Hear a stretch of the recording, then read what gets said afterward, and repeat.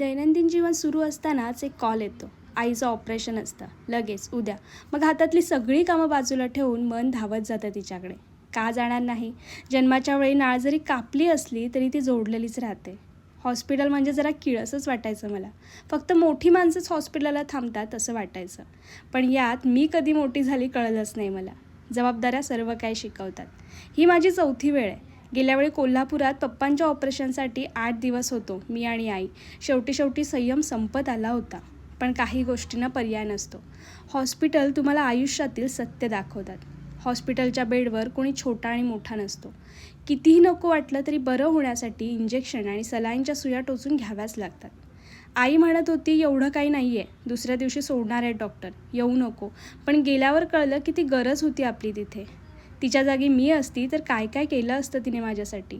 मी video काढत असताना आई मला म्हणत होती, तुझ्या व्ह्युअर्सना पण सांग काळजी घ्यायला.